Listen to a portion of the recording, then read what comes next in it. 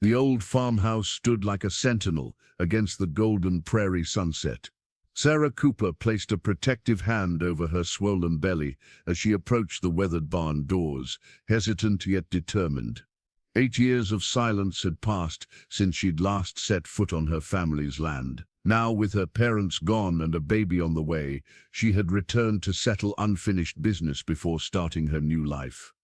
The hinges protested as she pulled the heavy doors open, sending dust motes dancing in the fading light. What she discovered inside stole her breath: photographs, letters and artifacts carefully preserved behind a false wall. What terrible secret had her family been hiding all these years? And how would it change the future she'd planned for herself and her unborn child? Sarah's hands trembled as she lifted a dusty wooden box from behind the false wall. Inside, nestled among yellowed papers and faded ribbons, lay a Polaroid photograph. She brushed away decades of dust to reveal 4 smiling faces at the county fair. Herself at age 7, cotton candy sticky on her fingers. Her father, Robert, tall and stern, even in laughter. Her mother, Eleanor, whose gentle eyes always seemed to hold a shadow. And him, the man they called Uncle James, though she'd always known he wasn't really family. "Who were you?" Sarah whispered, tracing the stranger's face with her fingertip. Uncle James had visited the farm 3 or 4 times a year, always arriving after dark, sometimes staying for days, sometimes vanishing before sunrise. Her father would disappear into the barn with him for hours, voices hushed, faces grave. Sarah set the photo aside and continued exploring the hidden trove. Childhood memories flooded back. Summer evenings catching fireflies in mason jars, while her mother called her in for supper, the scent of fresh baked bread and sweet corn filling the kitchen. Her father's calloused hands teaching her to drive the tractor across golden fields. Family dinners, where conversation flowed easily, except when it didn't, when certain topics caused her parents to exchange glances and change the subject. The farm had been her whole world once. Every tree, every fence post, every creaking stair had been as familiar as her own heartbeat. Sarah remembered hiding in the hayloft with a flashlight and dog-eared books, creating worlds beyond the corn and soybeans that stretched to the horizon. She remembered her mother's garden, bursting with tomatoes and zucchini every August, and the raspberry bushes that tore at her arms, but rewarded her with sweet fruit. But there had been boundaries too. The locked room in the basement, the nights when her father insisted she stay indoors, the whispered conversations that stopped when she entered a room, the way her mother sometimes cried when she thought no one could hear. "Sarah Elizabeth Cooper," her father would say, voice like gravel, "some things aren't for you to understand yet." She'd believed him then. Children accept the worlds adults create for them, rarely questioning the shadows at the edges. She picked up another photograph, a harvest festival when she was 12. Her father stood proudly beside their prize-winning pumpkin, one arm around her mother, the other on Sarah. They looked like any other farming family, rooted to the land for generations. Nothing in the image suggested secrets or hidden compartments or mysterious visitors in the night. Yet even then, Sarah had sensed undercurrent, like the time she'd accidentally answered the phone when Uncle James called and her father had snatched the receiver from her hand, face pale, or the night she'd awakened to strange voices in the kitchen and crept downstairs to find her parents speaking rapidly in hushed tones to a woman with haunted eyes and a bruised face who vanished before morning. Sarah set down the photos and picked up a small leather journal, its pages filled with her mother's neat handwriting. Dates, times, cryptic notations. Jay brought 3. Staying until Thursday. And later. The youngest one is so scared, trying to help her understand she's safe now. A car engine rumbled in the distance, breaking Sarah's reverie. She glanced out the barn door at the lengthening shadows. Was it a neighbor or someone else? Instinctively, she gathered the evidence of her family's secrets back into the box. Whatever her parents had been involved in, they'd gone to great lengths to keep it hidden. The baby kicked, a sharp reminder of why she'd come back. Sarah pressed her palm against her belly, whispering, "I know, little one. I need to understand too." After years of journalism, of asking hard questions and pursuing uncomfortable truths, how could she not investigate her own family's mystery? She thought of her city apartment, the career she'd built, the life she'd created far from this soil. She'd told herself she was just passing through, settling her parents' affairs before returning to Chicago. But standing here surrounded by evidence of a story she'd never suspected, Sarah felt something shift inside her, a tether to this place she'd thought she'd severed long ago. The car sounds faded. Sarah carefully replaced the false wall, concealing the box of secrets once more. She needed time to process what she'd found, to decide what to do next. As she pulled the heavy barn doors closed behind her, the setting sun caught the weathered wood, turning it briefly to gold. Whatever truth lay hidden in her family's past, Sarah knew she wouldn't leave until she uncovered it all. The farmhouse kitchen remained eerily unchanged, yellow curtains her mother had sewn, the ancient refrigerator that hummed like a distant tractor, the oak table where thousands of family meals had been shared. Sarah opened a drawer and found it exactly as she remembered. Neatly organized utensils, the good silver wrapped in cloth and tucked in the back. A torn envelope. Her fingers recognized it before her mind did. The heavy cardstock, the university emblem embossed in the corner, the jagged tear down the middle. Her acceptance letter to Northwestern. Half of it anyway. She'd taken the other half with her that night. 8 years ago, she could still feel the summer heat pressing against her skin, the weight of the decision she'd made, the words hanging in the air between them. "I got in," she'd announced at dinner, sliding the letter across the table. Full scholarship. Her mother had smiled cautiously. "Chicago. That's so far, Sarah." "It's 3 hours, Mom." She'd already pictured herself there, walking between ivy-covered buildings, notepad in hand, becoming someone different than the farmer's daughter. Her father had said nothing at first, methodically cutting his pork chop, chewing slowly. The silence had stretched, filled only by the ticking of the kitchen clock and the scrape of silverware against plates. Finally he'd pushed his chair back, the legs screeching against linoleum. "You have responsibilities here," he'd said, voice low, dangerous, not yelling. Her father never yelled. His quiet anger was worse somehow. "This farm, this family, what we do here matters, and what I want doesn't." The question had erupted from years of unspoken resentment, of watching her high school friends leave one by one, of feeling the weight of unspoken obligations pressing her into the soil. "You don't understand what you're walking away from," her mother had interjected, eyes darting nervously between husband and daughter. "Your father and I, we've built something here that's bigger than ourselves, bigger than you know." "Then tell me." Sarah had slammed her palm on the table, rattling the dishes.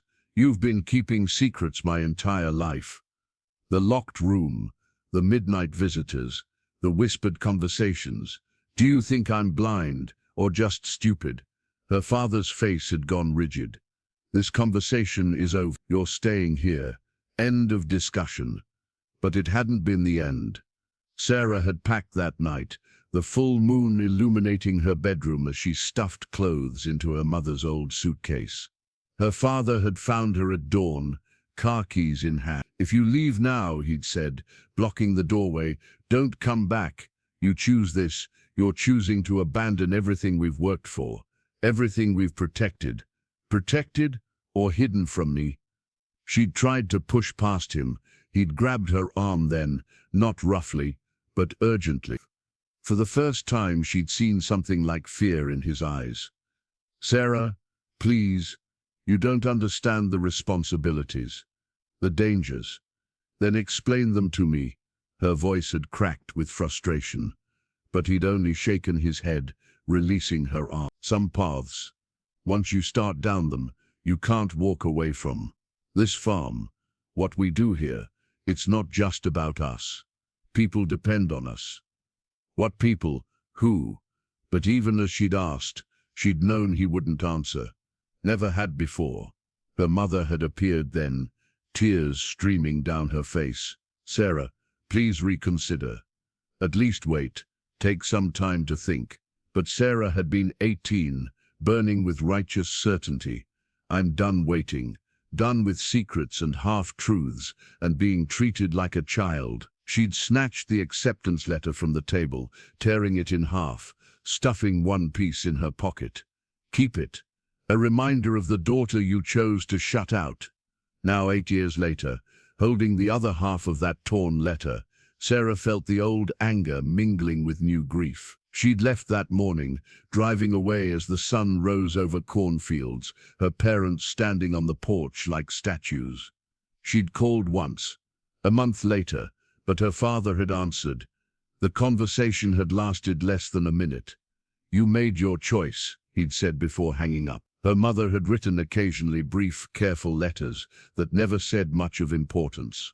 Sarah had responded with equally superficial updates about her classes, her internships, eventually her job at the Tribune. When the calls came about her mother's cancer, then her father's heart attack, she'd been too entrenched in her new life, too stubborn to return. Now they were both gone, and all she had was questions and a torn letter that represented the divide she'd never managed to cross. Sarah traced her fingers along the glass-framed journalism award hanging in her Chicago apartment. Excellence in Human Interest Reporting, it read. The story that won it, an exposé on homeless veterans in the city, had changed policy and lives. It was her proudest professional achievement, validation of her choice to leave the farm behind.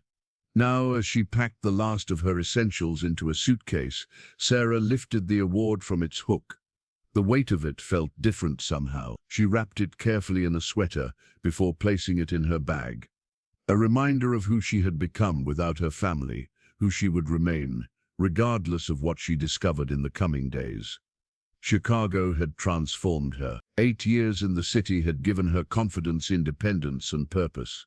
Her tiny apartment in Wicker Park, with its exposed brick walls and view of the elevated train, had been her first real home away from the farm.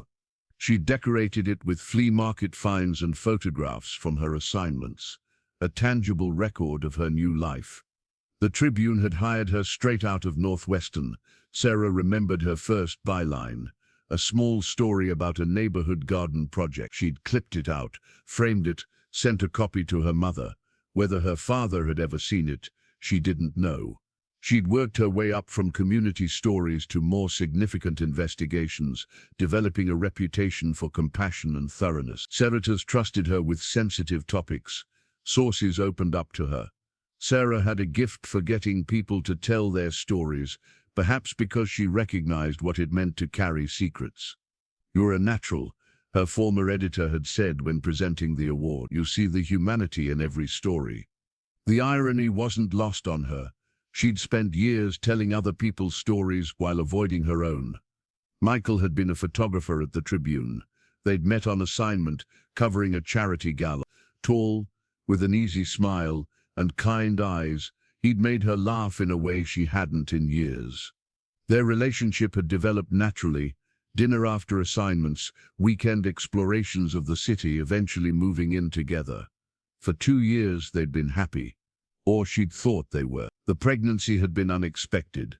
Sarah touched her belly now, remembering the mixture of terror and joy she'd felt seeing the positive test. Michael's reaction had been pure panic. "I can't do this," he'd said, pacing their apartment. "I never wanted kids, Sarah. You know that, sir." "I didn't plan this either," she'd replied, stunned by his coldness. "But it's happening." The argument had lasted for days, punctuated by tense silences and tearful accusations. In the end, Michael had packed his things while she was at work. His note had been brief. "I'm sorry, I'm not ready to be a father. I never will be." Just like that, he was gone. Sarah had sat on their bed, her bed now, hand resting on her still flat stomach, wondering how she'd misjudged him so completely. The weeks that followed were a blur of morning sickness, work deadlines, and sleepless nights. Sarah had told no one at first, processing her new reality in private. When she finally shared the news with her editor, the woman had squeezed her hand and said, "You're stronger than you think." Sarah wanted to believe that. Alone in her apartment, she'd made lists of baby names, researched daycares, created budgets. She could do this, would do this, on her own terms. The baby wasn't part of her plan, but plans changed. She'd adapted before. She would adapt again. Then the letter had arrived from her father's attorney. Robert Cooper, dead at 68 of a heart attack. The farm and all its contents left to her. The final line had knocked the wind from her lungs. Your father amended his will 2 months before his death. Miss Cooper, he was quite insistent about your inheritance.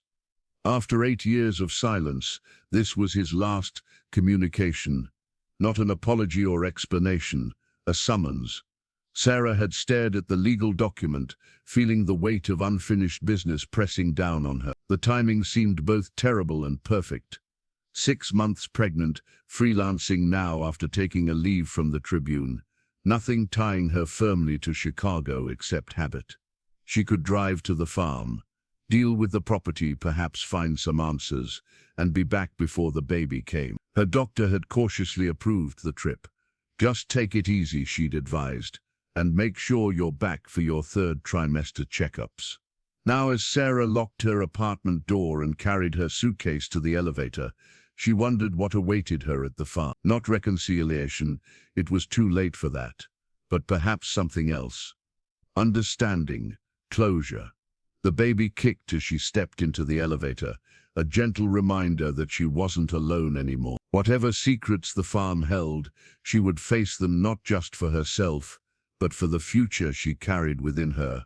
The certified mail envelope sat unopened on Sarah's dashboard as she drove the final stretch of country road toward the farm. It had arrived 3 months after her father's funeral, a funeral she hadn't attended.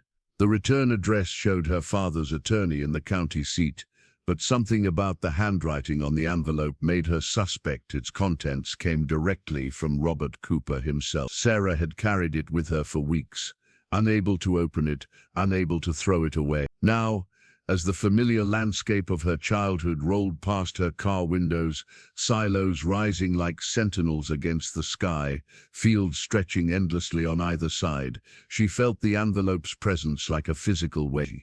She pulled onto the gravel drive leading the farmhouse, tires crunching on stone. The old maple tree still stood in the front yard, its branches now bare in the late autumn chill. Sarah parked and sat motionless, one hand resting protectively on her belly, the other reaching for the envelope. "Let's get this over with," she murmured. Her fingers broke the seal and extracted a single sheet of paper. The handwriting was unmistakably her father's. Blocky capitals that slanted slightly to the right, pressed deeply into the paper as if each word required force to express. Sarah, it began without preamble. "If you're reading this, I'm gone. There are things you need to know, things I should have told you years ago. The farm isn't just land and buildings, it's a sanctuary, a waypoint. I couldn't explain before, it would have put you in danger. Maybe it was wrong to keep you in the dark. Your mother thought so. But I did what I believed would protect you." Sarah's hands trembled. 8 years of silence, and now this cryptic message. "There's a false wall in the barn," the letter continued. "Behind the north haystack. What you'll find there will explain everything. After you understand, you'll need to decide what to do next. The farm is yours now. So is the responsibility that comes with it. Or you can walk away, sell the land. But first you need to know the truth." The letter ended abruptly, with no closing sentiment, only her father's angular signature at the bottom. Not even "Love, Dad," just Robert Cooper, as if signing a business document. Sarah folded the paper carefully and slipped it back into its envelope. A mixture of emotions churned inside her. Anger at the continued secrecy, curiosity about what lay hidden in the barn, grief for the relationship that had withered and died before any reconciliation could take root. The baby kicked, a sharp reminder of her new reality. Sarah placed both hands on her rounded belly. "I know, little one. I'm curious too." She gathered her courage and stepped out of the car. The farmhouse looked smaller than she remembered. the white paint peeling in places, the porch steps sagging slightly. No one had lived here since her father's death 3 months ago. According to the lawyer, he'd been found by a neighbor, collapsed in the kitchen, dead before the ambulance arrived. Her mother had preceded him by 2 years, cancer, quick and merciless. Sarah retrieved her suitcase from the trunk and approached the house. The key was where it had always been, hidden in a false rock by the porch steps. Some things never changed, even when everything else did.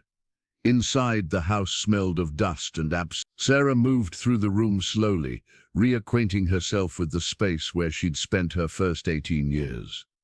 The living room with its worn sofa and ancient television. The dining room where holiday meals had been served on her grandmother's china. The kitchen where arguments had flared and family bonds had broken. She paused at the foot of the stairs, suddenly exhausted. The pregnancy made her tire easily these days, and the emotional weight of returning home pressed heavily on her shoulders. The barn could wait until morning. Whatever secrets it held had been hidden for decades. They wouldn't disappear overnight. Sarah carried her suitcase upstairs to her old bedroom. It remained largely unchanged, the twin bed with its patchwork quilt, the bookshelf filled with her childhood favorites, the desk where she'd done homework and dreamed of escape. Her mother had preserved it like a museum exhibit, as if expecting Sarah's return any day. As she unpacked her clothes, Sarah found herself wondering what her parents would think of her now. Pregnant, alone, struggling to understand the legacy they'd left her. The letter burned in her pocket, its cryptic message raising more questions than it answered. Tomorrow she would go to the barn. Tomorrow she would find the false wall. Tomorrow, perhaps, she would finally understand what her father had protected so fiercely that he'd been willing to lose his daughter over it. Dawn light filtered through faded curtains as Sarah woke in her childhood bedroom. For a disorienting moment, she felt 16 again. Before the college applications, before the arguments, before the long silence. Then the baby kicked, anchoring her firmly in the present. After a simple breakfast of toast and tea, all she could find in the neglected kitchen, Sarah began a systematic exploration of the farmhouse. Room by room, she searched for clues about her parents' secrets, about the sanctuary her father had mentioned in his letter. The living room yielded nothing unusual. Family photos on the mantel told a conventional story. Sarah's grade school graduation, her parents' wedding day, her mother's parents standing proudly beside their first tractor. Nothing hinted at clandestine activities or hidden purposes. Her father's office was similarly unrevealing. Farm ledgers, equipment manuals, seed catalogs. Sarah ran her fingers along the spines of agricultural reference books, remembering how her father would consult them religiously each planting season. Robert Cooper had presented himself to the world as nothing more or less than a dedicated farmer, a man of the soil. In her parents' bedroom, Sarah hesitated before opening drawers and closets. It felt invasive, examining their personal effect. Her mother's dresses still hung in the closet. Her father's work boots stood ready by the bed. Grief ambushed her suddenly, not just for their deaths, but for the years wasted in estrangement, the questions that would never be answered directly. The kitchen proved more interesting. In a drawer filled with dish towels, Sarah discovered her mother's recipe book, a thick binder stuffed with handwritten cards, newspaper clippings and notes, jotted in margins. She settled at the kitchen table to examine it, remembering Saturday mornings watching her mother bake, the comforting scents of cinnamon and vanilla. As she flipped through the familiar recipes, cornbread, pot roast, apple pie, Sarah noticed something odd. Between cooking instructions, her mother had written dates, times, and cryptic notations. 2 from Memo 7/14/03, stayed 3 days, and teen girl while baby 4. The entries spanned decades, beginning before Sarah's birth and continuing until just a few months before her mother's death. Some were detailed: family of 4, Spanish-speaking, husband injured, needed medical before moving on. Others were sparse: woman badly beaten, 3 days recovery, then east.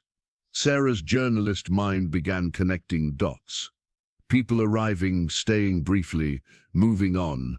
The locked basement room, the midnight conversations, the warnings about danger and responsibility. Near the back of the recipe book, taped to a blank page, Sarah found a small key. She recognized it immediately, the key to the basement room that had been forbidden throughout her childhood. Her heart raced as she removed it carefully from the tape. The basement door creaked as Sarah opened it, the sound unnervingly loud in the empty house. She flicked the light switch, illuminating steep wooden stairs descending into dimness. Dust motes danced in the air as she made her way down, one hand on the railing, the other protectively cradling her belly. The locked room stood at the far end of the basement, its door unmarked and unremarkable. Sarah approached slowly, key clutched in her palm. Part of her wanted to turn back, to preserve the mystery rather than face whatever lay beyond. But she had come too far to retreat now. The key turned smoothly in the lock. Sarah pushed the door open and reached for the light switch inside. A single bare bulb illuminated a space unlike anything she had expected. The room was small but efficiently arranged. 2 sets of bunk beds with thin mattresses, a compact bathroom with shower, a kitchenette with microwave and mini fridge. The walls were painted a soft blue, and someone had stenciled clouds near the ceiling. On a small bookshelf sat children's books in multiple languages, well-worn toys and board games. It looked like a shelter, a hiding place, a way station for people in transit. Sarah sat heavily on one of the lower bunks, trying to process what she was seeing. Her childhood home had contained this secret space, this evidence of lives passing through, all while she remained oblivious upstairs. On a small desk in the corner lay a notepad. Sarah recognized her mother's handwriting on the top page, a list of clothing sizes and first names. The last entry, dated just weeks before Eleanor Cooper's death, read, "Maria needs winter coat, shoes size 7. Carlos has asthma. Refill inhaler, both ready to move north by Friday if transport arranged." Sarah's hands trembled as she set the notepad down. Her parents, the ordinary farmers, the strict rule followers, the people she thought she had known completely, had been hiding people in their home. But from what and why? The recipe book and this hidden room raised as many questions as they answered. She needed to see what was in the barn. The crunch of tires on gravel pulled Sarah from her thoughts. She climbed the basement stairs quickly, moving to the kitchen window. An aging pickup truck had pulled into the driveway, its once blue paint now a patchwork of rust and primer.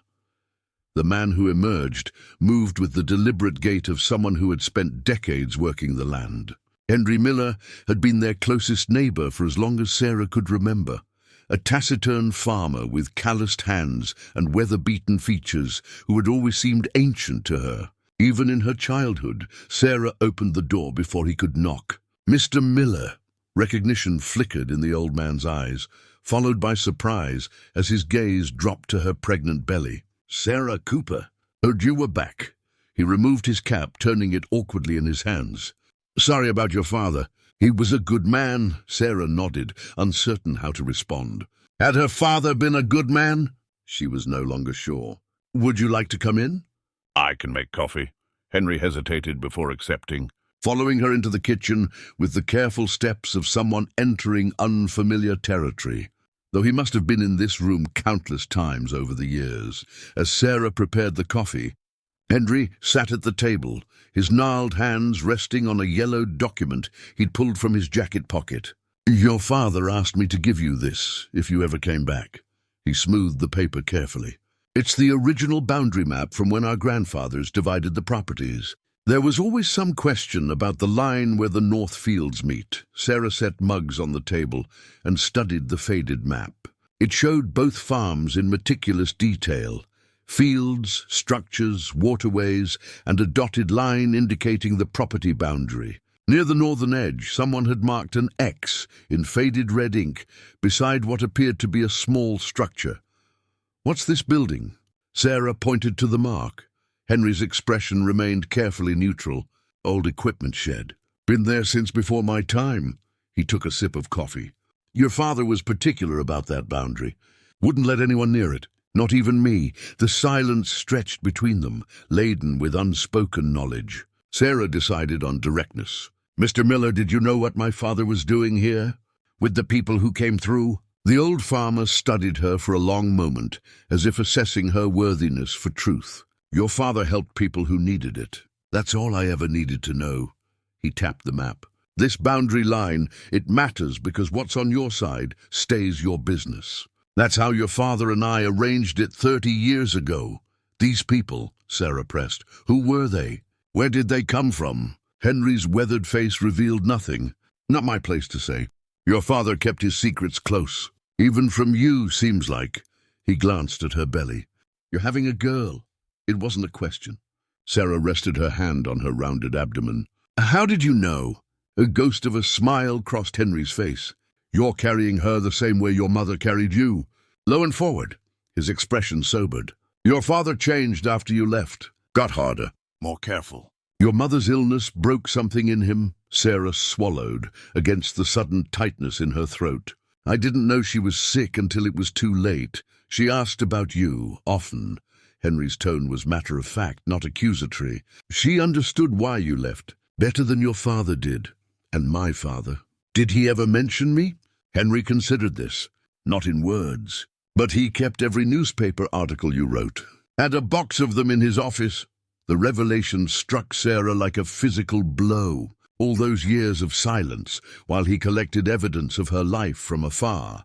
There were visitors, Henry continued, in the weeks before his heart attack. Men in city clothes asking questions about the farm, about property lines. He tapped the map again. Your father was worried. Said things might be changing. Asked me to keep an eye out. What kind of men? The kind that don't belong in farm country. The kind that make a man check his shotgun is loaded. Henry's eyes were suddenly sharp. They came back. After the funeral, I saw them parked on the county road, watching the property. Sarah felt a chill, despite the kitchen's warmth. Do you think they'll return? Count on it. Henry stood, settling his cap back on his head. Whatever your father was protecting, those men want it. You'd be wise to figure out what it is before they do. He moved toward the door, then paused. Strange things happened at night. Lights in the barn, vehicles coming and going. People arriving with nothing, leaving with new clothes, documents. His gaze was steady. Your father saved lives, Sarah. Whatever else he was, remember that. With that, he was gone, the screen door slapping shut behind him. Sarah remained at the table, staring at the boundary map with its mysterious X marking a structure she couldn't remember. Whatever her father had been involved in, Henry Miller had known about it, had been complicit in it, at least through his silence. And now others were interested. Men in city clothes, watching the farm. Sarah folded the map carefully. Another piece of the puzzle.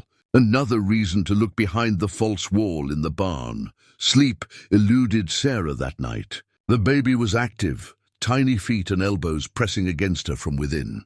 But it was more than physical discomfort keeping her awake. Questions multiplied in her mind like shadows in candlelight, each revelation casting new darkness rather than illuminating the whole.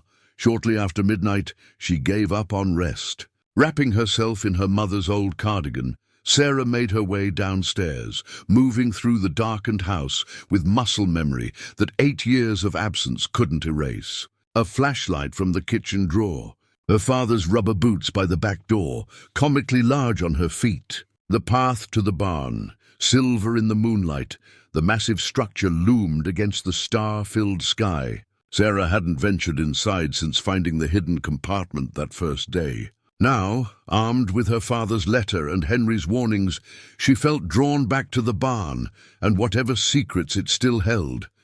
The heavy doors groaned as she pushed them open. Her flashlight beam cut through the darkness, illuminating familiar elements, the ancient tractor, stacked hay bales, tools hanging on the wall, and the false section where she'd found the photographs.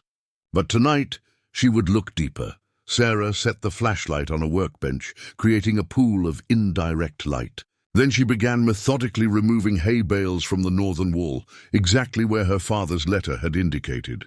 The work was slow and awkward with her pregnant belly, but determination drove her forward.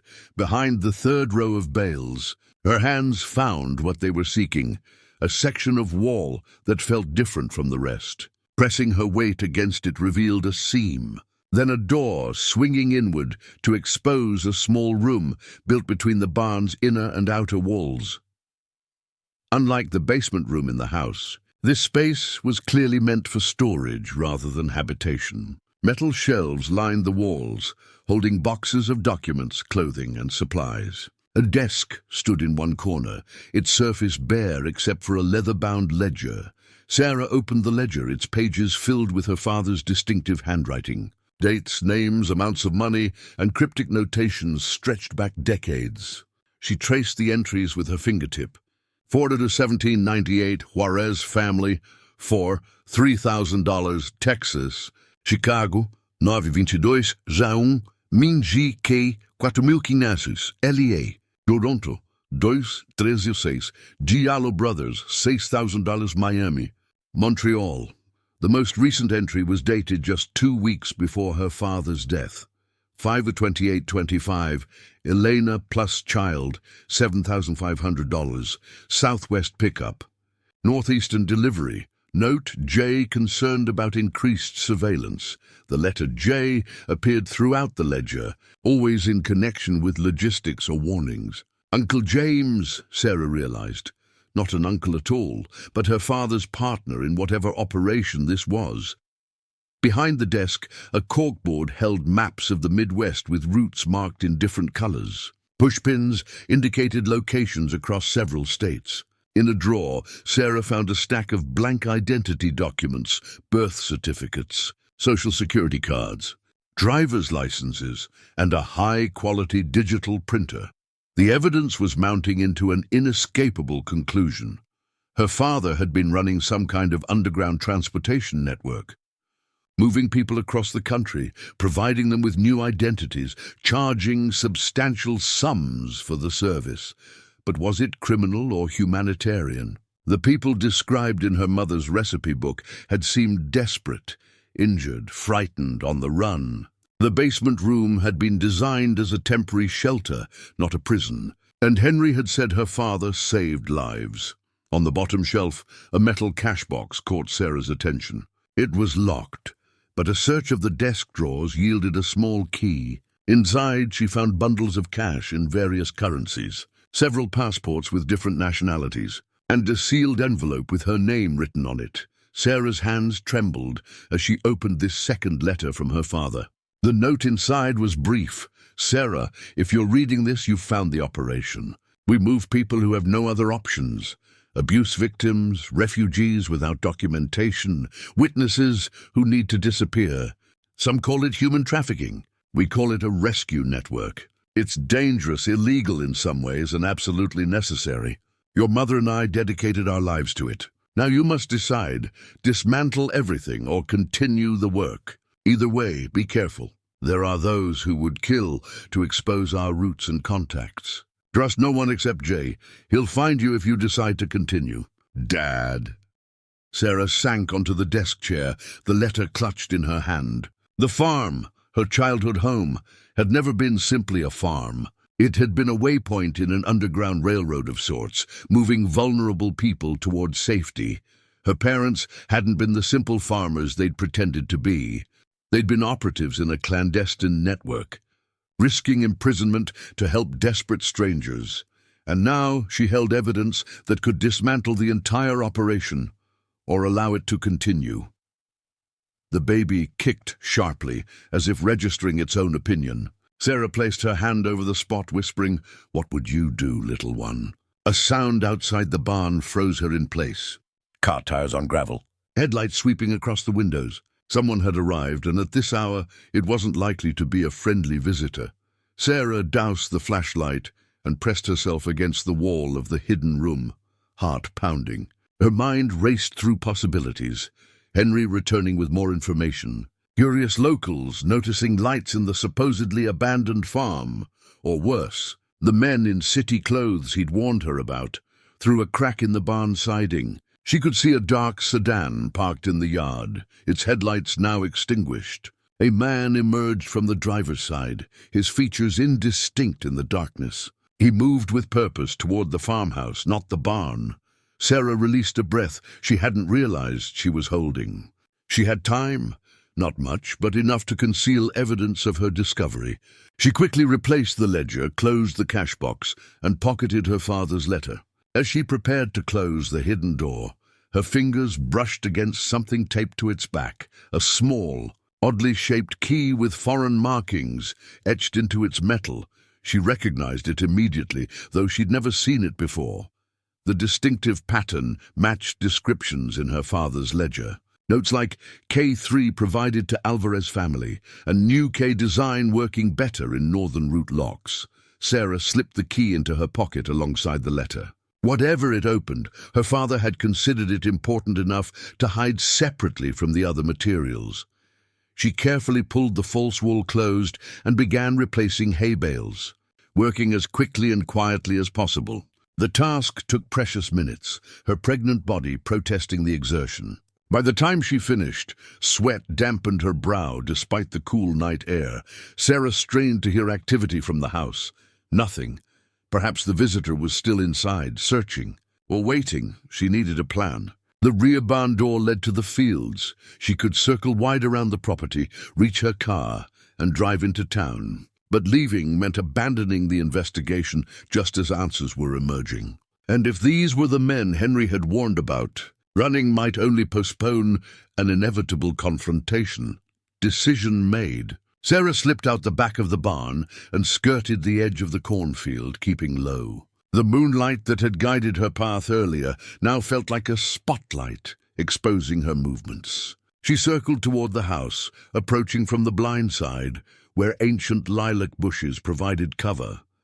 Through the kitchen window, she could see a man methodically opening drawers and cabinets. He wasn't ransacking the place. His search was deliberate, professional. He paused at her mother's recipe book, flipping through it with gloved hands before setting it aside with apparent disinterest. Sarah retreated behind the lilacs, considering her options. Her cell phone had no signal this far from town, a fact of rural life she'd forgotten during her years in Chicago. The neighbor, Henry, was too far away to reach on foot, especially in her condition. As she weighed her choices, the man emerged from the house and returned to his vehicle. Instead of departing, he settled into the driver's seat, killed the interior light, and appeared to be settling in for a wait. Surveillance, then. Not a search-and-leave operation. Sarah remained frozen in her hiding spot, a new understanding dawning. This man, and whoever he worked for, didn't know exactly what they were looking for. They knew something was happening at the farm, but not the specifics. They were watching, waiting for someone to lead them to the evidence. Someone like her. The realization sent ice through her veins. Her return to the farm had likely triggered this surveillance. By coming home, she had potentially compromised whatever remained of her father's network. Her hand closed around the strange key in her pocket. The locked room in the basement had revealed part of her parents' operation. The hidden compartment in the barn had exposed more. But this key suggested a third location, something separate from both. Perhaps more important, Sarah thought of the boundary map Henry had brought, with its mysterious X marking a structure near the property line.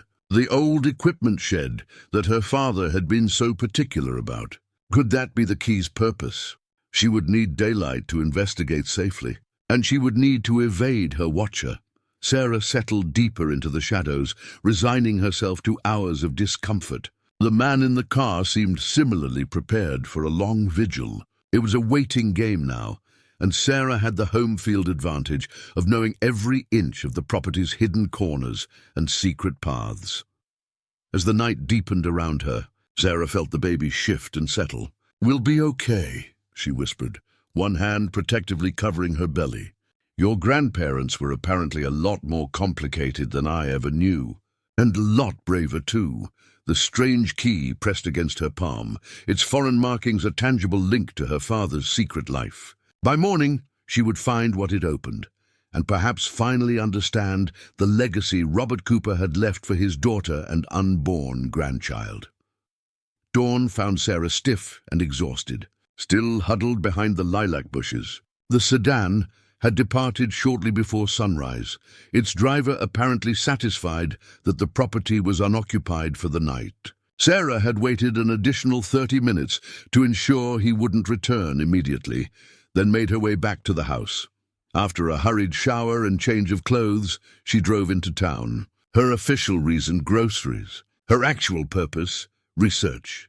Millfield's public library occupied a modest brick building on Main Street. Sarah had spent countless childhood hours in its reading room, devouring books that transported her beyond the farm's boundaries. Mrs. Grayson, the librarian who had guided Sarah's early literary explorations, was still at her post. Her hair now completely silver, but her sharp eyes unchanged behind wire-rimmed glasses. Sarah Cooper. The older woman's face brightened with recognition. "It's been years." Her gaze dropped to Sarah's belly. "My goodness, look at you." Sarah managed to smile. "Hello, Mrs. Grayson. I'm back temporarily, settling my father's affairs." The librarian's expression softened. "Robert was a good man. Came in every Thursday for the new agricultural bulletins, like clockwork." She leaned forward. "And your mother, such a loss." "Eleanor was one of our most dedicated volunteers." Sarah nodded, absorbing this glimpse of her parents' lives during the years of her absence. "Actually, I'm doing some research about the farm's history." "Do you have county records? Old newspapers?" "Local history section, back corner." Mrs. Grayson gestured. "What period are you interested in?" "The last 30 years or so." "Property records, maybe significant events in the county." Something flickered in the librarian's eyes. Caution, perhaps. But she merely nodded. "Archives are digitized through 2015. Earlier material is still on microfiche. Let me know if you need assistance." Sarah thanked her and made her way to the indicated section. For the next several hours, she immersed herself in local records, searching for patterns, connections, anything that might explain her father's clandestine activities. Work was methodical and largely unrewarding, until she discovered a folder of newspaper clippings her father had requested repeatedly over the years. The library's checkout system had maintained records of his research interests. The clippings spanned decades and covered multiple states, but shared a common theme: missing persons. Not children or local disappearances, but adults who had vanished from surrounding states. Domestic abuse victims who fled court orders. Witnesses in high-profile cases who disappeared before testifying. Undocumented immigrants who evaded deportation raids. Sarah spread the articles across the table, grouping them by date. When she compared these dates to the entries in her father's ledger, a pattern emerged. Each person or family recorded in the ledger had been reported missing approximately 1 week before their transportation date. "They weren't just moving people," she murmured to herself. "They were helping them disappear, finding what you need." Mrs. Grayson's voice startled her. The librarian stood at her elbow, eyes fixed on the newspaper articles. "Just piecing together some family history," Sarah said carefully. Gathering the clippings into a less revealing arrangement, Mrs. Grayson hesitated, then spoke in a lowered voice.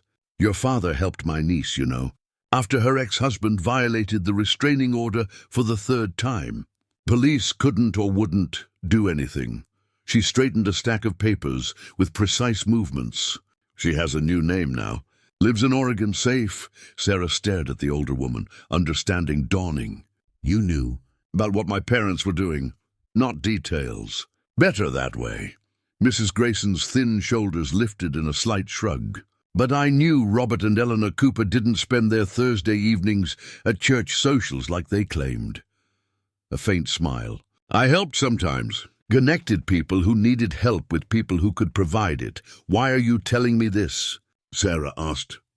"Because you're asking questions, which means you found something."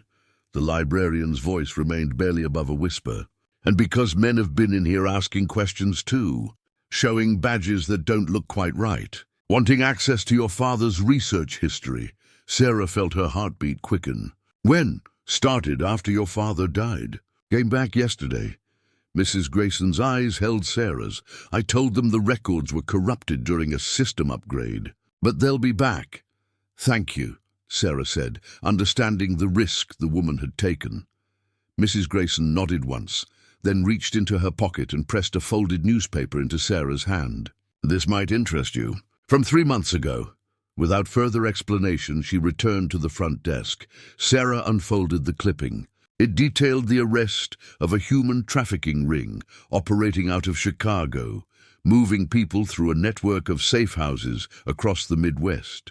3 men had been arrested, but authorities believed the organization's leader, identified only as the facilitator, remained at large. The article ended with a quote from the lead investigator.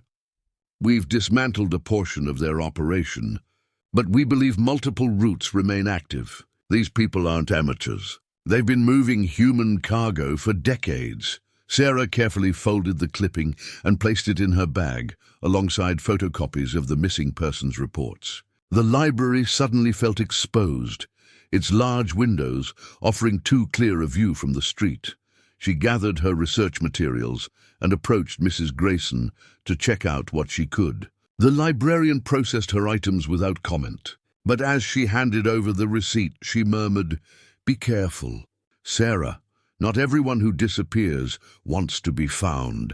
Sarah felt the sheriff's cruiser before she saw it, that instinctive awareness of law enforcement that makes even the innocent tense up. The black and white vehicle pulled alongside her car as she loaded her groceries outside Wilson's general store. "Miss Cooper." Sheriff Dan Wilson approached with the measured stride of a man accustomed to being watched. In his late 50s, he had the weathered face of someone who'd spent decades under Midwestern sun, deep lines bracketing a mouth that rarely smiled. "I heard you were back in town." Sarah straightened, one hand automatically moving to support her lower back. "Sheriff, small-town news travels fast. That's one of its charms." His eyes made a quick assessment of her pregnancy. "Sorry about your father. Robert was well respected around here, so people keep telling me." Sarah closed her trunk. "Though I'm learning there was more to him than most people knew." Something flickered in the sheriff's expression, too brief to interpret. "Mind if I walk you back to the farm? Got some things to discuss." It wasn't really a request. Sarah nodded, gesturing to her car. "You can follow me. Actually, I'd prefer to ride with you. Leave my deputy to take the cruiser back." He nodded toward a young officer Sarah hadn't noticed, waiting in the passenger seat. The arrangement left her uneasy, but refusing would only raise suspicion. Fine. 20 minutes later, they sat at her kitchen table. The sheriff declined coffee, but accepted water, his hat placed precisely on the table edge. His gaze traveled around the kitchen, pausing briefly on doors and windows, as if making mental notes of exits. "Been getting reports of trespassers around your property," he said finally. "Thought you should know." "What kind of trespassers?" "Men in a dark sedan, out-of-state plates. Been parking on the county road watching the place." He studied her reaction. "You notice anything unusual?" Sarah considered her response carefully. "Someone was in the house last night, searching." The sheriff's posture shifted subtly. "You call it in?" "I wasn't here. Saw them when I came back, but they were already leaving. You should have reported it. I'm telling you now." Sarah met his gaze steadily. "Any idea who they might be?" Wilson's fingers drummed once on the table. "Your father had his share of enemies. A farmer with enemies." Sarah raised an eyebrow.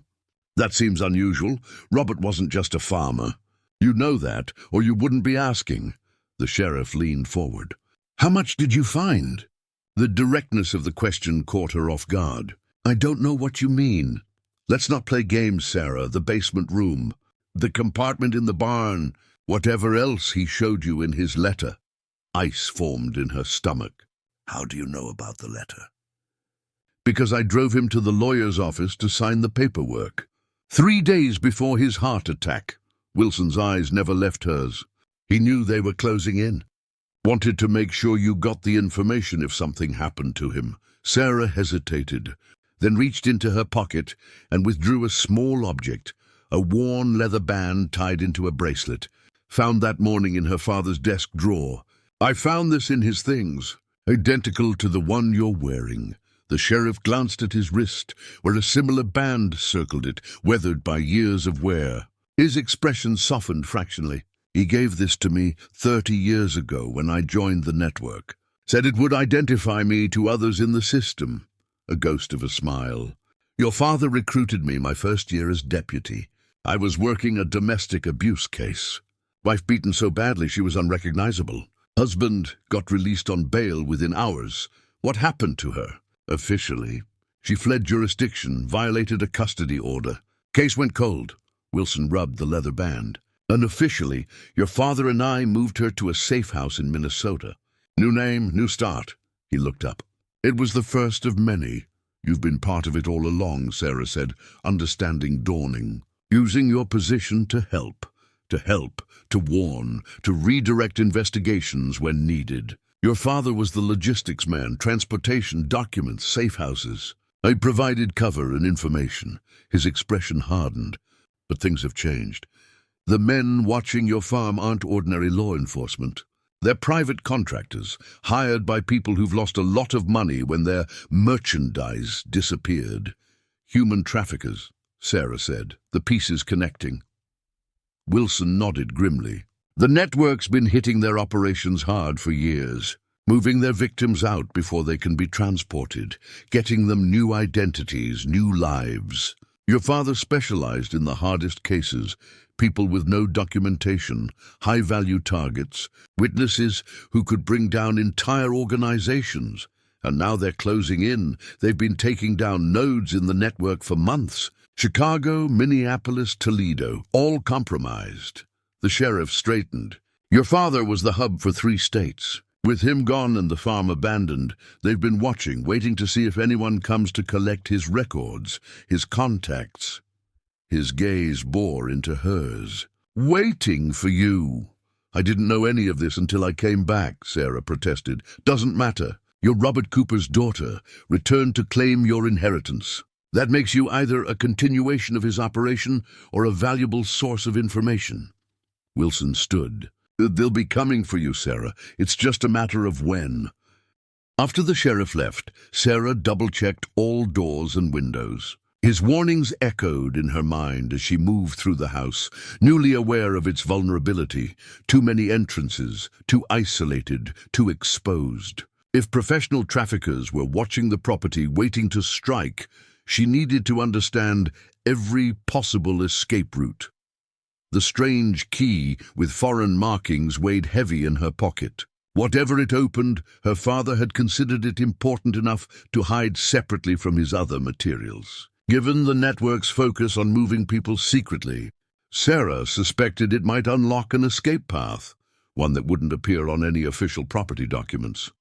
She returned to the barn, now bathed in afternoon light rather than concealing darkness. The false wall and its hidden room had already revealed crucial information about her father's operation. But something about the space had nagged at her during her nighttime exploration. A subtle draft, a whisper of moving air where there should be none in a sealed compartment. Sarah methodically examined the floor of the hidden room, tapping boards, listening for the hollow sound that might indicate another concealed space. Near the back corner, beneath a metal storage shelf, she found it, a section of flooring that resonated differently than the rest. Pushing aside the shelf revealed a trap door, small and nearly invisible against the weathered planks. It took considerable strength to lift the heavy door, its hinges protesting after months of disuse. Below, crude wooden steps disappeared into darkness. Sarah hesitated, considering the risks of exploring an unknown underground passage in her condition. But the surveillance on the property left her with few options. She needed to know all potential escape routes before she became trapped. Retrieving her flashlight, Sarah carefully descended the steep stairs. The air below was cool and earthy, the ceiling low enough that she had to stoop slightly. The passage extended in 2 directions, one leading toward the farmhouse, the other angling toward the northern property line, where Henry's boundary map had marked the mysterious X. Sarah followed the northern route first. The tunnel was surprisingly well constructed, its walls shored with timber supports, its floor packed earth covered in places with wooden planks. Her father, or someone, had invested considerable time in creating this hidden pathway. After approximately 50 yards, the tunnel branched. A crude, hand-drawn map tacked to the wall showed the tunnel system's layout. One branch continued north toward the equipment shed marked on Henry's map, while another veered east toward what appeared to be a concealed exit in the cornfield. A third path led to a small chamber marked simply as safe room. Sarah followed the third path, curious about this underground refuge. The room, when she reached it, was small but efficiently designed, a concrete-walled space with emergency supplies, a camp bed, first aid kit, and most surprisingly, a ham radio setup. On the wall, someone had scratched dates and tally marks, dozens of them spanning years. Each mark, Sarah realized, likely represented a person who had sheltered here. Hidden literally underground while pursuers searched above, the evidence of her father's operation became more tangible with each discovery. This wasn't just a transportation network. It was an elaborate system designed to hide people from dangerous pursuers, to move them secretly across property lines and jurisdictional boundaries, to help them literally disappear beneath the ground if necessary. Sarah returned to the main tunnel junction and studied the map again. The equipment shed marked as the terminus of the northern branch matched the location on Henry's boundary map. Whatever waited there must be significant, perhaps the ultimate destination for this subterranean journey. Before she could explore further, a sound from above froze her in place, the distinct crunch of tires on the gravel driveway. Someone had arrived at the farm. Again, Sarah killed her flashlight, plunging the tunnel into absolute darkness. Her heart pounded as she strained to hear movement above. Should she retreat to the farmhouse through the connecting tunnel, hide in the safe room, or continue to the equipment shed, potentially escaping the property entirely? The sound of the barn door opening decided her. Sarah felt her way along the northern tunnel, one hand on the earthen wall, the other protectively cradling her belly. The baby seemed to sense her tension, remaining unusually still as she moved through the darkness. The tunnel gradually sloped upward as it approached its terminus. Sarah proceeded cautiously, aware that each step took her farther from the familiar farm buildings and closer to the boundary with Henry Miller's property. If she emerged from this exit, she would be exposed in open terrain, visible to anyone watching from the road or fields. After what felt like an eternity of cautious progress, her outstretched hand encountered another ladder. Above, a trapdoor similar to the one in the barn would presumably open into the equipment shed marked on both maps. Sarah paused, listening intently for any sound that might indicate presence above. Hearing nothing, she carefully ascended the ladder and tested the trapdoor with one hand. It moved slightly, but seemed to catch on something above. She applied more pressure, and suddenly the obstruction gave way. The door swung upward, releasing a shower of dust and debris. Sarah emerged into a small, dilapidated shed that appeared abandoned for years. Farm implements hung on walls, their edges dulled by rust and time. A workbench stood against one wall, its surface buried under collapsed ceiling materials, but it was what stood in the center of the shed that captured Sarah's complete attention, an ancient tractor that had been modified in ways that defied ordinary agricultural purposes. Its hollow body, false compartments, and specially designed hiding spaces told a clear story. This was no farming equipment, but a transport vehicle designed to conceal human cargo. Sarah circled the modified tractor, marveling at its ingenious design. What appeared to be a normal fuel tank was actually a hidden compartment large enough for a person to curl inside. The seat cushions concealed another space beneath. Even the engine housing had been altered to create a narrow shelter where someone small could hide among actual mechanical components. Her father, practical, methodical Robert Cooper, had created a smuggling vehicle disguised as ordinary farm equipment. The kind of tractor that could be driven across county lines without raising suspicion. the kind that might pass through checkpoints with human cargo concealed inside.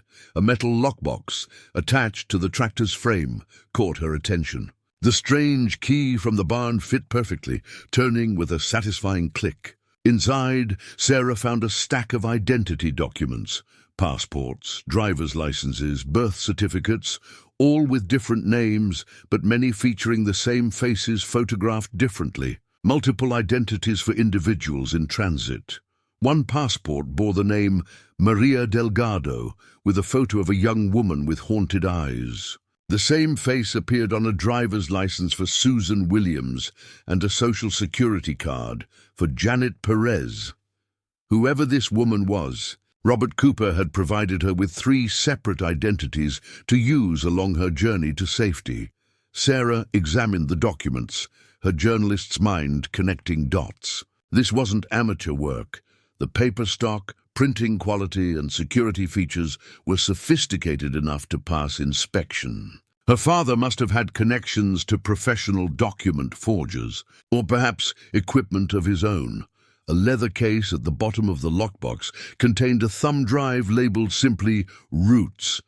Sarah pocketed it for later examination, then continued looking through the documents. Beyond identity papers, she found transit instructions written in multiple languages: Spanish, Mandarin, Arabic, Russian, with hand-drawn maps and contact information coded in ways she couldn't immediately decipher. This was more extensive than she'd imagined. Not just a local operation helping domestic abuse victims escape violent partners, but an international network moving vulnerable people across borders, providing new identities, new beginnings. The scale suggested organization, funding, expertise, none of which aligned with her image of her father as a simple Midwestern farmer. Who had Robert Cooper really been? The question lingered as Sarah carefully replaced the documents and relocked the box. She needed to return to the house, retrieve her laptop, examine the thumb drive. But the unknown visitor who had arrived while she was in the tunnel presented a problem. She couldn't risk emerging from the shed if the farm was under surveillance. From a small window crusted with decades of grime, Sarah could just make out the distant shape of the barn. No vehicles were visible in the yard, but that meant little. A watcher could have parked on the road and approached on foot. Her options were limited: stay hidden in the shed until nightfall, then attempt to return through the tunnel. Or risk crossing the open fields to reach Henry Miller's property, seeking help from the only neighbor who seemed to understand her father's activities. The decision was made for her when the shed door suddenly rattled. Someone was outside trying to enter. Sarah frantically looked for a hiding place, her pregnant body limiting her options. The tractor compartments were too small now, the shed too exposed. Her only choice was the tunnel. She lunged for the trapdoor, then froze as the reality of her situation hit her. If she descended, whoever entered might see the open hatch, trapping her below. The door rattled again, more insistently. Sarah made her decision.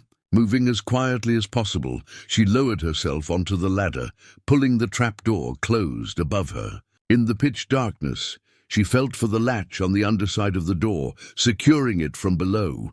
Then she descended the ladder and pressed herself against the tunnel wall, waiting. Muffled footsteps moved across the shed floor above. A man's voice, unfamiliar, with a city accent unlike the local rural drawl, spoke quietly, as if into a phone. Checking the outbuildings now. No sign of her at the house or barn, but her car's still here. She hasn't left the property. Sarah's breath caught. They were looking specifically for her, not just searching the farm. "Roger that," the voice continued. "We'll find her.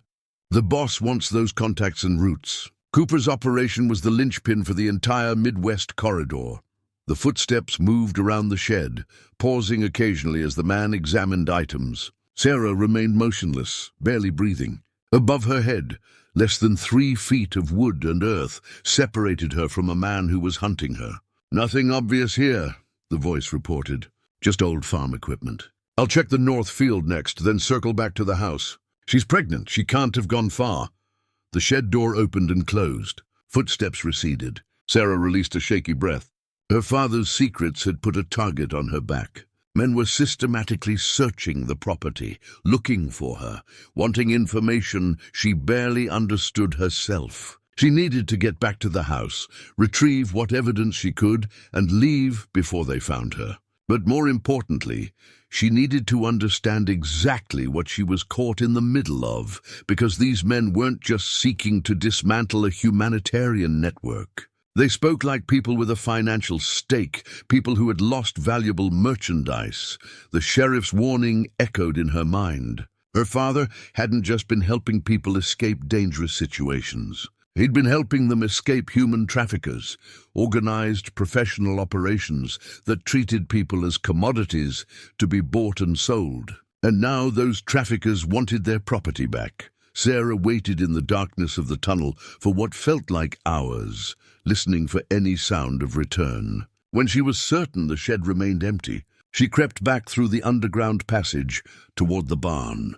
Moving as quietly as her condition allowed, the barn seemed undisturbed when she cautiously emerged from the trapdoor. Through cracks in the wooden walls, she could see the farmyard was empty. No cars, no searching men. But their absence provided little comfort. They knew she was somewhere on the property. They were hunting methodically. It was only a matter of time. Sarah needed to reach the house, gather essential documents, and escape before they returned. But first, she needed to understand exactly what she had stumbled into, and whether anyone in her father's network remained who could help her. In the hidden compartment behind the false wall, Sarah retrieved her father's ledger and scanned the entries again. The mysterious J appeared throughout, clearly a central figure in the operation. Uncle James, her father's partner, the man who would find her if she decided to continue the work.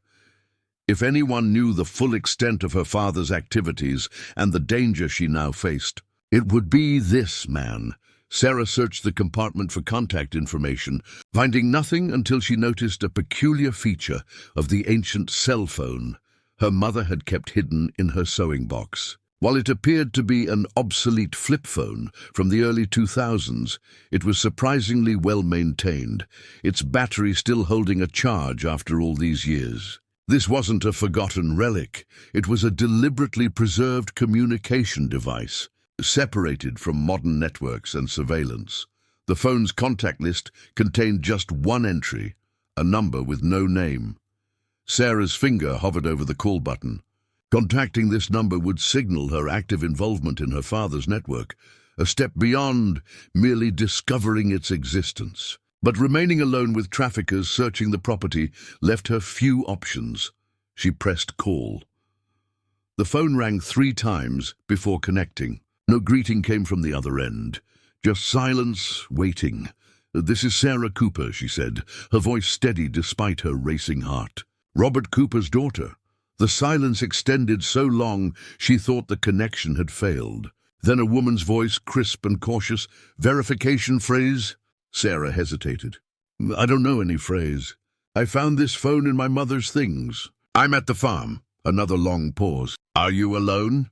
"Yes, no, I don't know." Sarah moved to the barn door, checking the yard again. "Men have been searching the property. Looking for me. Stay where you are." The woman's tone shifted from caution to authority. "This line isn't secure. I'll contact Jay. Wait, who are you?" "How do you know my father?" "Your father saved my life. Twice." The woman's voice softened slightly. "My name is Margaret. I worked with your parents for 20 years. The men searching, they're traffickers, aren't they?" "Among other things." Margaret's response was clipped. "Your father's operation cost them millions. They want their investment back." "Investment?" "People, Sarah, the people your father helped escape. In their eyes, each one represents lost profit." Sarah felt sick. "How many?" "How many people did my father help?" "Hundreds. Maybe thousands." Robert didn't keep count. Said it wasn't about numbers. The scale stunned her. Her quiet, reserved father had run an underground railroad right under her nose, saving countless lives while maintaining the facade of an ordinary farmer. "I need help," Sarah admitted. "I'm pregnant. They're systematically searching the property. It's only a matter of time before—" "Listen carefully," Margaret interrupted. Go to the basement room. Behind the water heater, there's a panel with emergency supplies, including a burner phone with better security than what you're using now. Jay will contact you there in 30 minutes. He'll arrange extraction. Extraction? I can't just disappear. I have a life in Chicago, a career. What you have, Sarah, is a target on your back. These people don't differentiate between Robert Cooper and his daughter. In their eyes, you're now the keeper of his roots, his contacts, his methods. They won't stop until they have what they want. The brutal truth silenced Sarah's protests. 30 minutes, Margaret repeated. Basement. Panel behind water heater. The line went dead. Sarah stared at the ancient phone, reality crashing down around her. Her simple plan, return to the farm, settle her father's affairs, prepare for her baby, had disintegrated. Now she was caught in a dangerous web her father had spent decades weaving, facing enemies she'd never known existed. The smart move would be to run, contact the sheriff, demand protection, cooperate with authorities to bring down the traffickers. But something stopped her. The faces in those identity documents. The records of families moved to safety. The hidden rooms, designed to shelter the vulnerable. Her father had built something extraordinary beneath the surface of his ordinary life. Something that had saved hundreds of lives. Something worth protecting. Sarah pocketed the phone and moved cautiously toward the farmhouse. 30 minutes to reach the basement, find the emergency supplies, and wait for contact from the mysterious Jay, the man who had worked alongside her father for decades, who knew the full extent of the operation and the danger she now faced. 30 minutes to decide whether she would run from her father's legacy or embrace it. The roadside diner looked like it had been plucked straight from the 1950s. Chrome fixtures, vinyl booths, and a neon sign that flickered intermittently against the twilight sky. Located 30 miles from the farm, on a lonely stretch of highway, it was precisely the kind of anonymous meeting place that would appeal to someone accustomed to clandestine operations. Sarah sat in a corner booth, her back to the wall watching the entrance. The burner phone she'd found behind the basement water heater had rung precisely 3 hours after her conversation with Margaret. The male voice, clipped, authoritative, had given her this location and a simple instruction: come alone. At 7 p.m., she'd managed to evade the men searching the farm by using the tunnel system to reach the old equipment shed, then circling through neighboring fields to where she'd hidden her car on a service road. The hour-long drive had given her time to think, to process the revelations about her family, to consider her options. Now she waited, one hand resting protectively on her belly, the other wrapped around a mug of decaf coffee she hadn't touched. The diner was nearly empty, an elderly couple at the counter, a truck driver hunched over a plate of meatloaf, a waitress wiping down menus with disinfectant. The bell above the door jingled. Sarah looked up to see an older woman enter, survey the room with practiced efficiency, then moved directly to her booth. In her 70s, with silver hair cut in a practical bob and eyes that missed nothing, she carried herself with military precision despite her age. Sarah Cooper. The woman slid into the seat opposite her. No handshake, no smile. I'm Margaret. Sarah studied the face that belonged to the voice from the phone. I expected James sends his regrets. Border crisis in Texas required his personal attention. Margaret placed a small object on the table between them, a bronze medal embossed with an image of a lighthouse guiding a ship through stormy seas. Your father wanted you to have this. Sarah picked up the medal, its weight substantial in her palm. What is it? Freedom Medal, given to senior members of the network. Your father was one of the founders 35 years ago. Margaret's eyes softened fractionally. He kept yours, hoping someday you'd join him in the work. He never asked me. He was protecting you. Margaret signaled the waitress for coffee. This life comes with risks. He didn't want that for his daughter. Yet here I am. Sarah set the medal down. With traffickers hunting me for information I don't have. But you do have it. The farm, the documents, the roots, they're yours now, whether you want them or not. The coffee arrived, and Margaret waited for the waitress to leave before continuing. Your father built the Midwest corridor of what we call the New Underground. People in danger, trafficking victims, domestic abuse survivors, witnesses under threat, move through a series of safe houses toward new identities, new lives. And you're what? The conductor. I coordinate the eastern routes. James handles the southwest. Your father managed the Midwest, the most complex region, because of its centrality to the entire system. Sarah struggled to reconcile this information with her childhood memories. My whole life, I thought he was just a farmer. He was a farmer and a rescuer. A man can be more than one thing. Margaret stirred her coffee methodically. The network operates in cells. Most participants only know their immediate contacts. Safer that way. Your father was different. As a hub operator, he knew multiple routes, multiple safe houses. That knowledge made him valuable and dangerous, and now they think I have that knowledge. They know Robert Cooper's farm was central to their losses.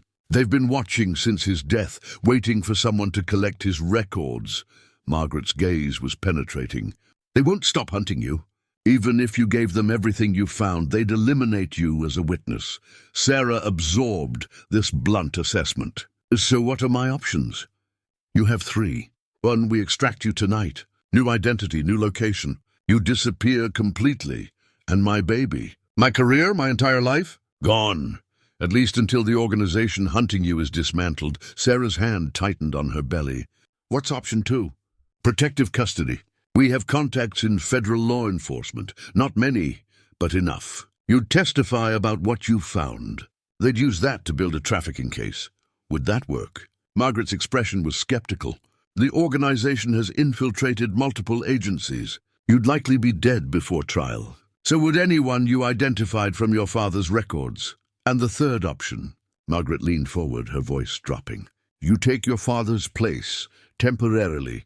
Use the farm as bait. Draw them in while we evacuate the remaining safe houses and move our people to alternate routes. You want me to be a decoy.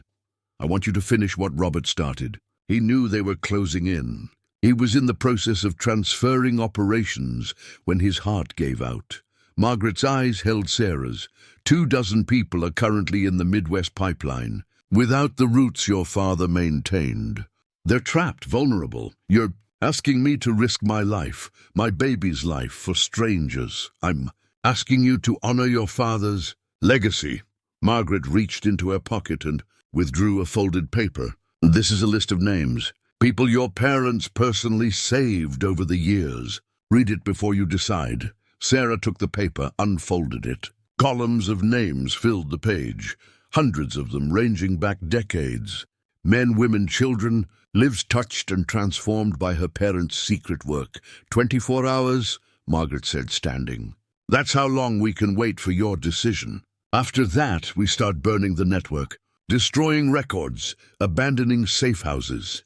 She placed money on the table for the coffee. Whatever you decide, that medal is yours. Robert wanted you to know he was proud of you, always. With that, she was gone, leaving Sarah alone with a bronze medal, a list of names, and an impossible choice. The farm stood silent in the early morning light as Sarah pulled into the driveway. After her meeting with Margaret, she had spent the night in a motel, weighing her options, studying the list of names, thinking about the legacy her parents had built and the lives they had saved. By dawn, she had made her decision. As she approached the farmhouse, something felt wrong. The front door stood slightly ajar, moving gently in the morning breeze. Sarah stopped, instinct warning her against entering. She retreated to her car and circled the property slowly, parking behind the barn, where she couldn't be seen from the house. Using the tunnel entrance in the barn, Sarah made her way to the basement room, emerging cautiously through the hidden access point. The house above was eerily quiet, but evidence of intrusion was everywhere. Drawers left open, papers scattered, furniture moved. Someone had conducted a thorough search in her absence. Sarah checked the hiding spots where she'd secured her most important findings. Her father's ledger, the thumb drive, the documents from the equipment shed. All remained undisturbed, concealed in places only someone familiar with the farm would think to look. As she crept upstairs to assess the damage, the distinctive creak of the porch step froze her in place. Someone was entering the house. Sarah retreated to the kitchen, grabbing a heavy cast-iron skillet from the stove, a meager weapon. But better than nothing, Sheriff Wilson stepped through the doorway, his hand resting casually on his holstered gun. When he saw Sarah, relief flickered across his features. "You're all right." He glanced at the skillet in her hand. "Planning to cook something, or were you going to brain me with that?" Sarah lowered the makeshift weapon. "The house was searched while I was gone." "I know. I've been watching. They came back last night. 3 men, very professional. Left about 2 hours ago." Wilson moved to the window, scanning the yard with practiced eyes. "Margaret contacted me. Said you met. She explained some things. Gave me options." The sheriff nodded. "And?" Before Sarah could answer, a vehicle pulled into the driveway. A county police cruiser, but not Wilson's. The sheriff tensed, hand moving back to his weapon. "You expecting company?" Sarah asked. "That's Deputy Lowry. I didn't call him." Wilson's expression hardened. "Stay out of sight." Sarah retreated to the hallway as Wilson went to meet his deputy on the porch. Their conversation was just audible through the partially open door. "Sheriff." The deputy's voice was respectful but strained. "Didn't expect to find you here. Dispatch said you were handling that accident out on County Line Road. Wrapped it up early. Thought I'd check on the Cooper place. Reports of trespassers? Funny thing, I got the same reports. Suspicious activity. Thought I'd take a look." The conversation continued, a verbal chess match of professional courtesy layered over mutual suspicion. Sarah moved to the kitchen window for a better view. Deputy Lowry was young, maybe 30, with the build of a former athlete gone slightly soft. His posture was wrong for a casual visit, too tense, too alert. The sheriff must have sensed it too. His stance shifted subtly, angling for better access to his weapon, while maintaining conversational distance. "Why don't we check the property together?" Wilson suggested. "You take the barn, I'll finish up in the house." The deputy hesitated, then nodded. As he turned toward the barn, his hand moved to his belt, not to his gun, but to a cell phone clipped beside it. A quick text sent. A signal. Sarah's stomach knotted with understanding. The deputy wasn't here by coincidence. He was part of whatever organization was hunting her, using his position just as Wilson had used his, but for the opposite purpose. As soon as the deputy was out of earshot, Wilson returned to the kitchen, his face grim. "We need to move. Now. Lowry's compromised." "How do you know?" "That text he just sent. That wasn't to dispatch." Wilson drew his service weapon, checking it with practiced efficiency. "Margaret warned me someone in the department was on their payroll. Looks like we found him." Sarah grabbed her bag, already packed with essentials. "What's the plan?" "Get you out. Use the tunnel to reach the equipment shed. I'll keep Lowry occupied." "And then what?" "I run? Hide? For how long?" Wilson didn't answer immediately, his attention on the barn where Lowry had disappeared. When he turned back, his expression was resolute.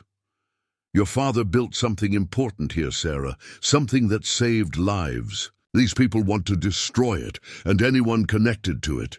He unclipped his sheriff's badge, holding it for a moment before placing it on the kitchen table. "I've covered for your father for 30 years. Redirected investigations, lost paperwork, looked the other way when necessary. This badge protected the network. Now it's being used to hunt it." The significance of the gesture wasn't lost on Sarah. Wilson was choosing sides, openly, irrevocably. "They'll come after you too," she said. "They already are. Lowry's not here alone." That text was calling in reinforcements. Wilson's eyes met hers. "Time to choose, Sarah. Run or fight. But decide quickly." Sarah felt the weight of the Freedom Medal in her pocket, thought of the list of names, remembered her father's letter. Now you must decide, dismantle everything, or continue the work. Her hand moved protectively to her belly. Whatever choice she made would shape not just her future, but her child's as well. 3 weeks later, Sarah sat in the back room of a community center in Minneapolis, surrounded by strangers who shared a powerful connection. Margaret had brought her here after extracting her from the farm, a harrowing escape through the tunnel system, while Sheriff Wilson created a distraction that had reportedly ended with his arrest on fabricated charges. The room was filled with people of diverse backgrounds, different ages, ethnicities, professions, united by a single experience. All had been rescued by the network Robert Cooper helped build. "This is just a fraction," Margaret explained, gesturing to the gathered group. "Most relocate completely, build new lives, never look back. These are the few who chose to stay connected, to help others as they were helped." A middle-aged man approached. His weathered face creased with emotion. "You're Robert's daughter?" When Sarah nodded, he continued, "Your father got me and my boys out of El Paso after the cartel killed my wife for testifying. Gave us new names, new start. My oldest is in college now, pre-med." Before Sarah could respond, others approached. A young woman who had escaped sex trafficking, an elderly couple who had fled political persecution, a former prosecutor who had gone underground after receiving death threats for investigating corruption. Each had a story. Each carried a debt of gratitude to the quiet farmer from Illinois who had risked everything to help strangers. Margaret moved through the gathering, eventually returning with a leather-bound book that she placed in Sarah's hands. "Your father kept this. One page for every person or family who passed through the farm." Sarah opened the book, finding it filled with names, dates, and brief descriptions of circumstances. Some entries included small photographs or personal notes. Many contained updates, graduations, marriages, births, career achievements. A record of lives saved and transformed. He kept track, Sarah asked, surprised by this deviation from operational security. He needed to remember why the risk was worth it. Margaret's expression softened. When doubt crept in, when close calls made him question continuing, he'd read through these pages. A woman in her 30s approached, a toddler balanced on her hip. "You don't remember me," she said to Sarah. "I stayed in your basement when you were in high school. 3 nights, while your parents arranged transport to Canada." Sarah studied the woman's face, searching for recognition. "I never knew. They kept it completely hidden from me. Your mother brought me soup. Said you'd made it for a school project." The woman smiled sadly. "My ex-husband had diplomatic immunity. The restraining order meant nothing. Your parents saved my life." Throughout the evening, more stories emerged, each one a thread in the tapestry of her father's secret legacy. Sarah listened, overwhelmed by the impact of work conducted so quietly that even his own daughter hadn't detected it. As the gathering concluded, Margaret introduced Sarah to a core group of network operatives, the inner circle who maintained routes, safe houses, and communication channels across the region. They gathered around a table spread with maps and documents, their expressions somber. "We've lost 3 safe houses since Robert's death," reported a grey-haired man who had been introduced as a retired judge. "The farm was our central hub. Without it, the Midwest corridor is crippled. What about the people currently in the system?" Sarah asked. A woman with a technical background pulled up data on a secure laptop.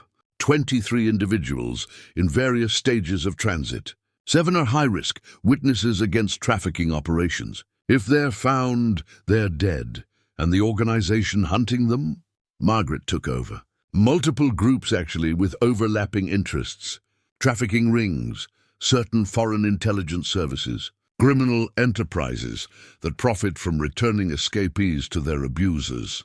She pointed to surveillance photos of men in suits, including Deputy Lowry. They're pooling resources to dismantle the network. Your father was their primary target. Now they're working down the chain. What happens to the people in transit if the network collapses? The question hung heavy in the air. Finally, the judge spoke. Best case, they're stranded with incomplete documentation, vulnerable to detection. Worst case, they're found by the people they were fleeing. Sarah absorbed this, thinking of the faces she'd met tonight, the stories she'd heard, the lives that had been saved. She thought of her parents, ordinary people who had built something extraordinary beneath the surface of their conventional lives. "Show me the current routes," she said finally. "The ones that ran through the farm. Surprise flickered across several faces. Margaret studied her carefully before nodding to the technical expert, who produced a secure drive with encrypted files. "Your father's system," Margaret explained. "Only he had the complete picture of the Midwest operation. When you disappeared from the farm, they thought that knowledge was lost. But I don't know the system," Sarah protested. "I only just discovered it existed. You have his files, his contacts, and more importantly, you have his farm, the property that served as the hub for 3 decades. Margaret's expression was cautiously hopeful. "The infrastructure is still there. The knowledge can be rebuilt." Sarah looked around the table at these people who had worked alongside her father, judges, teachers, technical experts, ordinary citizens, all risking their freedom to help others find safety. She thought of her own career as a journalist, uncovering truth, giving voice to the vulnerable. "I can't do what my father did," she said finally. "But I might be able to do something different, something that uses my own skills." She rested a hand on her belly, feeling the baby shift. "There are 23 people counting on this network. Let's make sure they get where they need to go." The tension in the room visibly eased. As the meeting transitioned to planning, Sarah opened her father's book of names again. On the final page, in his distinctive handwriting, was a simple tally: 417. 417 lives touched by a farmer and his wife who had decided that silence in the face of suffering was not an option they could live with. The cry of a newborn filled the renovated farmhouse bedroom. Sarah cradled her daughter, marveling at the tiny features that somehow combined her own with hints of Michael. 6 months had passed since her discovery in the barn, 6 months of transformation, both personal and physical. "She has your eyes," Margaret observed from the doorway. Her usual severity softened by the presence of new life. "And my father's determination," Sarah replied, watching as the infant's tiny fist clenched and unclenched. She fought her way into this world just like he would have, on her own schedule, no matter the obstacles. The farm had changed in the months since Sarah's return. The barn had been converted into a community center, officially providing agricultural education and support for rural families. Unofficially, it continued its function as a waypoint in the underground network, though with significant modifications to enhance security and reduce risk. Sarah had applied her journalistic skills to create a system of documentation, collecting testimony from those who passed through, building evidence against traffickers and abusers, creating a secure archive that could eventually be used for prosecution. She wasn't just helping people disappear, she was ensuring that someday they might safely reappear, with evidence to hold their persecutors accountable. Margaret settled into a rocking chair near the window, her vigilant eyes scanning the property out of habit. "James is arriving tonight. He's bringing 3 new cases: domestic situation, political asylum seeker, and a trafficking victim who escaped during transit." Sarah nodded. Uncle James, the mysterious J from her father's records, had finally appeared in her life 2 months ago. A former military intelligence officer, he'd been Robert Cooper's partner from the beginning, helping to design the network's security protocols and transportation routes. His periodic visits always brought new challenges, new people in need of the network's protection. "We're ready," Sarah assured her. "The safe room is prepared." Henry's agreed to provide distraction if needed. Henry Miller had become an invaluable ally. After Sheriff Wilson's arrest on manufactured charges, the elderly farmer had stepped up his involvement, providing surveillance from his property and warning of suspicious vehicles or visitors. The baby fussed, and Sarah adjusted her position. From beneath the blanket wrapped around her daughter emerged a corner of colorful fabric, a piece of the baby blanket Sarah had begun crafting during her pregnancy. What had started as a simple project had evolved into something more meaningful. Each patch incorporated material donated by individuals who had passed through the farm over the years. Small swatches sent from new lives built across the country and beyond. "Your mother would have loved her," Margaret said. watching Sarah tuck the blanket more securely around the infant. Eleanor always hoped for grandchildren. I wish they could have met her.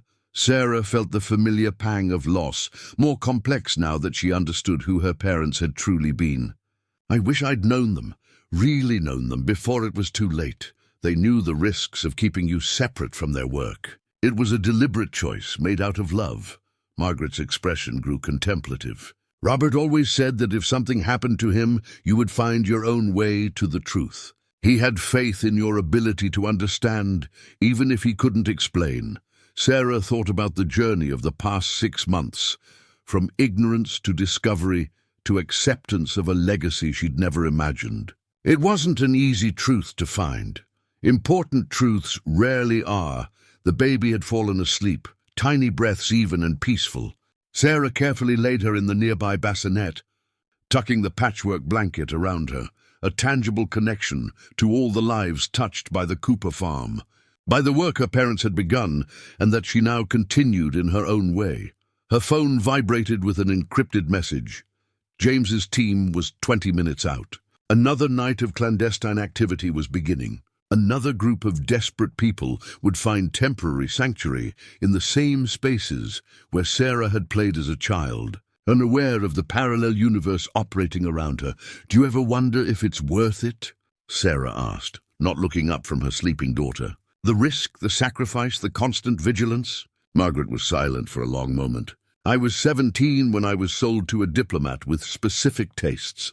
3 years of hell before your father and James extracted me from a compound with armed guards. Everything I've done since, every person I've helped, has been repayment for that single night when strangers risked everything to save someone they'd never met." She stood, her professional demeanor returning.